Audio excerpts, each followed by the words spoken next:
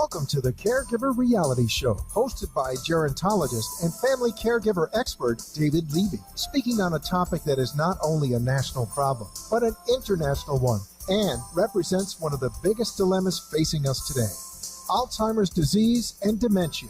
With no cure in sight and hundreds more being diagnosed weekly, Alzheimer's is more feared than cancer or heart disease. Join us as David Levy breaks it down and educates, informs, and explains useful caregiver strategies and techniques that 25 years of non-clinical family caregiving have taught him. You can listen or call in and be part of the show. 888-565-1470 to ask your questions.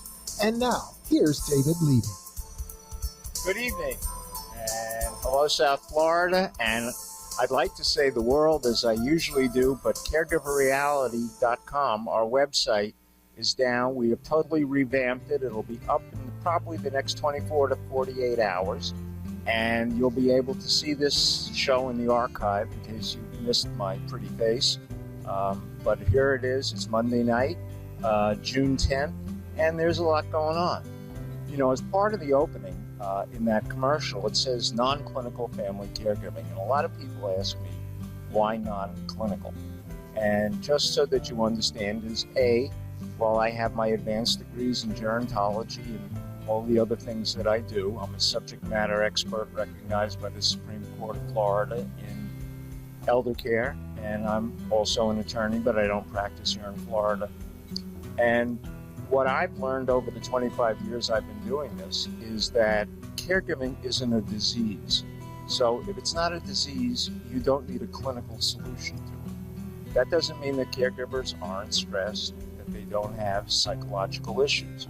But caregiving in and of itself is a situational issue. You're in a role, and learning how to handle things is all about what caregiver support is about. And so without casting aspersions at anyone, when I hear that psychologists and licensed clinical social workers, who I respect tremendously, are trying to run support groups, and some of them do it very well, but a lot of them, practically speaking, have only been trained clinically. And when they sit down, they look at things with a clinical eye. They've been trained as clinicians or as clinical practitioners. And also, you can look around far and wide, whether it's medical school, whether or not it's chiropractic, podiatry, social work, whatever it may be. Nobody has ever taken a course in family caregiving. Why? They're just not offered. And that's one of the reasons why over the last 25 years, as I've dealt with caregivers, I've discovered what really is the essence of supporting a family caregiver. And that is to be able to explain to them the situation that they're in. Because if you haven't been through caregiving, it's not the flu, it's not chicken soup, it's not you'll be better in a week, get me a magazine. It is an extended effort, and no matter what you determine that you need to do, family caregiving for dementia is confusing, complex, it's complicated, and it's counterintuitive. Whatever you think is going to happen typically doesn't. And the best laid plans don't always work. And so my job has been over the years is to lay out the options so that people understand. The American public isn't dumb. If you give them options and you explain to them what they have to do, they can make decisions, even if they're not great decisions. Look, not everybody has the money, the family, the geography, the intestinal fortitude, or whatever it takes to manage a dementia patient. But if you understand your options, you do the best you can with what you got at the time you have to do it. And that's my philosophy, and that's what guides non-clinical family caregiving. Last week, we had some interesting reactions to the Enbrel to treat Alzheimer's situation. And I'm not going to go back in it because you heard it last week, but you have to be very, very careful who you see and what you do when it comes to dementia and especially Alzheimer's. Today I was doing some research for the show, and Dr. Rudy Tanzi, who is one of the foremost researchers in the world on the subject and has been working with gene technology. And I'm not going to get into genetics because it's just too complicated and we don't have enough time, and I'd be lying if I told you I was a geneticist. But his grandmother had dementia, Alzheimer's, and he didn't really understand, even though he knew it clinically, what Alzheimer's was all about until he was involved with his grandmother when she was diagnosed and progressed to advanced dementia. And he said many times he'll have patients come in and talk to his students because they don't understand either what it really takes to be a caregiver for all of this. But he had a quote the other day, and I thought it was very powerful. And he says, "What you see is that this disease is really the worst thing you can imagine, because you spend your whole life, decades and decades, accumulating memories and associations, and you develop a personality of who you are based on your experiences and memories. And this disease comes in and it rips all that right out. So it literally steals who you are from you. There is no other disease that does that. There is nothing worse." That's a pretty powerful message from a man who knows. Now, he did go on to say, in general, that drug discoveries, because we've been talking about how many have gone upside down in the last few days, or the last 9 months, excuse me. But it usually takes 2 or 3 waves to get there, all right? And so he feels we're now beginning the 3rd wave. And the first wave failed, the second wave largely failed, but there's a bit of hope in there. Generally, though, with this 3rd wave that's coming up in the next few years, I think we've learned our mistakes, and I remain optimistic. All right, so that's quite, a telling story. Now, I just want to tell you that even the best authorities can be very confused. I happened to have been watching the Dr. Oz show the other day, and my wife had it on at home. We just got a new puppy, a teddy bear Pomeranian, could be the cutest dog I've ever seen. My bloodhound, my 2 dachshunds love it. But Dr. Oz had on a doctor by the name of Dr. Bernard, who was saying that his research was basically in beta amyloid. That's the stuff that makes the plaques in our brain. And what he was saying was that when you analyze the plaques, there's a high concentration of metal, especially copper, and that this can potentially be toxic. Those of you who are old enough to remember 20, 30 years ago, we thought that it was aluminum and that it came from the pots and pans we were using, and that was the cause potentially of dementia. And I was a little skeptical of what I heard him say about toxic metal. So as usual, because I am the authority on family caregiving and related to dementia, I went out to research it, because one of the things you have to realize is, and I've said it before, I'll say it again, there's plaque that shows up, but we don't know if it's a cause or an effect of Alzheimer's, and a normal, healthy, aging brain will have plaque. But he scared the bejesus out of a lot of people because he went and talked about copper and cadmium and that those are toxic metals. So when I went to research, I found a study that just came out, all right, from Oxford University, 2 professors that have been doing a tremendous amount of research in plaque. And their results have shown the following, that beta amyloid in the brain, all right, when they went to do the post-mortem autopsies, that the brains that had the most copper did not have Alzheimer's. So what they were saying is, based on their pathology, based on looking at that plaque and analyzing it, not only was copper an essential element, but those that had it in their plaque did not have Alzheimer's. So even though Dr. Oz and those folks were on it, everybody's entitled to their opinion, all right? The major research just didn't prove that out, but everybody that sat there that day and listened about, don't eat this and don't eat that, and that's not to say that certain seafood and other things don't have mercury in them, and we're not talking about mercury. We're talking about copper. And that the implication being that a high brain tissue ratio of copper to aluminum protects the brain, all right, and amyloid from causing Alzheimer's, if in fact it does. The research is going to be published in the next few weeks in the Journal of Alzheimer's Disease. So, one of the things Dr. Tansey said, one of the things that we're talking about now is research.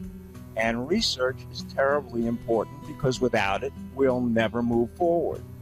But I have to remind you folks that if you remember, not too very long ago, both parties, Republicans and Democrats, decided that in order to come up with an effective budget, they created something called the sequester.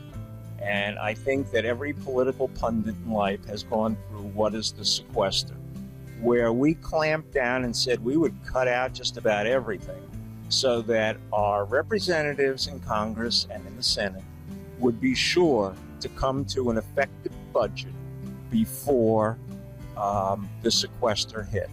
Well, just like Alzheimer's, you just don't know what's going to happen till it happens. And the sequester hit. We're still living with it. There's a lot of stuff going on. But here's the most important thing. The federal government allocated $500 billion, all right, to research in Alzheimer's. Excuse me, $500 million. And one of the things that just happened is because of the sequester, nobody's getting their funding. 4 out of 5 of the new research applications that have gone into the National Institute of Health have failed to be approved because there isn't any funds due to the sequester. So the promises of our government that they're going to be part of finding the cure, unless we can get over the sequester, we can't rely on the National Institute of Health, which has been a major funder, to get things done. But here's the thing I found kind of confusing, and maybe you will as well. The sequester, and we took away this research, but you know what we left? We left air traffic controllers at small local airports because wealthy people and congressmen did not want to be inconvenienced in flying their private jets into locations that are not normally serviced by an air traffic controller unless it's funded by the federal government. So, while they're landing their jet, you can rest assured that nobody is doing research at the moment or will be doing research because of the sequester. It seems very, very unfortunate that that's happening. If anybody would like to comment, we're at 888-565-1470. And this is the Caregiver Reality Show, and caregiverreality.com, where you'd normally be watching this, is down today because we have been completely revamping it. When it comes back up, you're going to see a site that will provide you with everything that a caregiver literally needs to know, without long lists, without a to-do, but tells it like it is, shows you what it is, because one of the things we've been doing, we have been taping the support groups that I do so that people can see exactly what it is that family caregivers with loved ones with dementia, especially those that are dealing with it at home, are going through. It's an eye-opener. It's not meant to be reality. This isn't the Alzheimer's caregivers of New Jersey or Beverly Hills. These are real live people that are going through this and definitely have a point of view and a perspective that cannot be replaced with a book or cannot be replaced with anecdotal remarks on the internet. So anybody that would like to, 1470, and I don't know how far away we are from the break, but I thought I heard the phone ring. All right? So anyway, we're going to go to break. When I come back, part of what I promise you every week is good information for caregivers, and I've got some real good information for you today.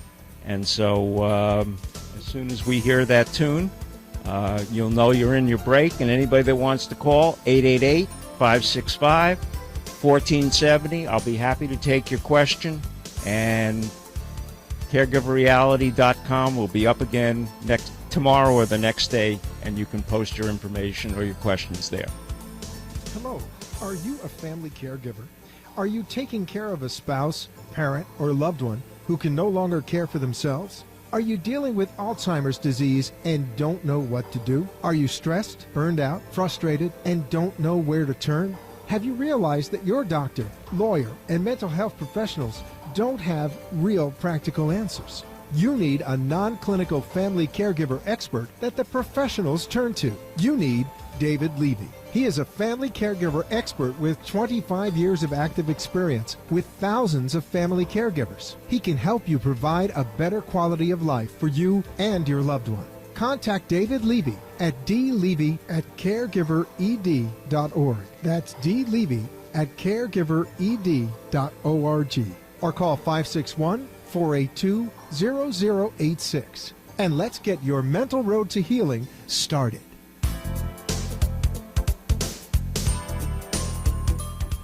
Well, we're back, and I see that we have managed to get one caller to call in, and it looks like it's Paul from Boynton Beach. So, Paul, are you on the line? Hi, David. Hi, Paul. How are you? Oh, thank you. I'm real well and enjoying the program. Good. David, I sort of a question and a comment. Earlier in the program, you were talking about the research being done and about those memories being ripped away. Oh, Rudy Tanzi's remark about it being the most devastating disease because it takes away all your memories and all your dreams and everything that you were and your personality. Yes, and you know, it brought to mind the pictures on television after the devastating tornadoes that we had. As you saw all that devastation, what the families were going for and finding were the photographs and the memorabilia of what their lives once were. And, you know, it's just so hard to imagine what that must be like for that person who is locked in that world of Alzheimer's. Any thoughts on that? Right. Well, I you know, Paul, that's a phenomenal analogy because that's right here in this day and age. All right. And so I would say that going around and trying to pick up the pictures of your memory, all right, the events in your life as Alzheimer's progresses is just a perfect analogy, whether it's a tornado or a tsunami that wipes out everything that you knew, who you were, what you might be, and as a result of that, all we have are scattered memories. And even those, if we can't find them, like folks that are in advanced dementia, can no longer find theirs, we can search amongst the rubble, but we're just not going to find the memory. We're not going to find the dream. We're not going to find who we were, who we wanted to be. And that's a terrible, terrible thing. And that's the terrible thing about this disease. And shame on the Congress for not allowing the NIH to fund more Alzheimer's research rather than just small airport air traffic controllers for the benefit of the wealthy. I'm sorry, I deviated a little bit there, Paul, but I'm just really annoyed about that tonight. Well, you know, David, I think it really follows that, you know, knowing the devastation that we saw and the reaction nationally to reach out and help, I think this is really a call to action for everyone who's concerned about their loved ones to let their representatives know that this money needs to be restored. We can't play around with this. It's affecting way too many people. Thousands and thousands and millions. A matter of fact, I was looking at some of the research that was coming out of a couple of other institutions, and they feel that by 2030, today's 5.3 million Alzheimer's victims will be 10. They're not waiting until 2050 because they see so much of it coming on so fast, and that it's so important that we continue this research. And Paul, I thank you very much for calling. I'd like you to hold on one more minute. You know, I had somebody in one of my support groups ask me the other day, how important is it that I enroll my loved one in a research study? You know, is it really going to work? And I said, we don't know. But your loved one has Alzheimer's, all right? And as a result of that, if you can enroll him in a study and let the researchers, they're not using him as a lab rat, they're trying out pharmaceuticals that are up into advanced human testing, to see whether or not it may work, then their legacy, even though of having the disease, will be that maybe what they went through in their drug trial was enough to spark the one point that may bring about a medicine, a genetic understanding that will help us to slow down this disease, stop it, and eventually cure it. And that's what Alzheimer's research is all about. So it's not that can it cure you today, but can you be a contributing part? Can part of your legacy for having this horrible disease be that you were influential in helping to discover the cure? And that's what research is all about. Paul, you still there? Thank you so much appreciate the good advice, and I hope your listeners respond to the positive, both not only with notifying their congressman, but also with the research. I'm going to hang up and listen to the rest of the show. Okay. Thank you, David. You know, I only have 3 minutes left, but I'm going to let you know something that I found remarkable. I have a good friend out there by the name of Scott Greenberg, and he's president of Comfort Care, which is a home health agency. And his son-in-law has developed a program and created something called Joyful Melodies, where a music program specifically designed for Alzheimer's clientele plays music from the 40s. They all sing, they're given instruments, they're banging away on the tambourine and the drum, and then he ends up with patriotic music. He hands out flags, and when they're done, these people feel so much better. The room is light. The music has just inspired them, and they're starting to bring it to facilities around in the South County area, and they're going national. Matter of fact, I think Freddie, my producer, is going to be filming one of their examples later on this week so that the world can see this. It's absolutely fantastic. It's called Joyful Melodies, and if you want to know more about it, call Scott Greenberg. His number is 561-630-1620. And this is something that I think is going to make a big difference, and I can't wait to see what Freddie and the crew turn out in shooting it. And remember, 888-565-1470. We're on every Monday, 6:30 to 7. And I got 1 minute left, and I just want to thank all of you. But I want you to know that I didn't get a chance to get through my caregiver tips for the day, but I will go back and I will post them as soon as the site is up. And every week I'll be bringing you further information on where research is going, avoid scams, see where people are not sure whether one thing or the other is right. I'll do your research, I'll tell you, and you'll be the first to know, because this is Caregiver Reality, the place for caregiving. And don't let anybody tell you otherwise unless you hear it here first. I want to thank you all, and I'll see you next Monday. This is David Levy from caregiverreality.com. Thank you, South Florida. Thank you, America. You have been listening and watching David Levy, gerontologist and non-clinical family caregiving expert. Visit our website at caregiverreality.com and hear and see unscripted family caregiver support groups discussing all of the questions that you have wanted to ask but didn't know where to turn. Tune in again next time for more updates and special guests who bring their caregiving experience to you so that you can deal with your problems and hear how family caregiving is affecting fellow Americans just like you. The opinions expressed on the preceding sponsored program were strictly those of its hosts, guests, and callers, and not necessarily those of this station, its staff, management, or sponsors.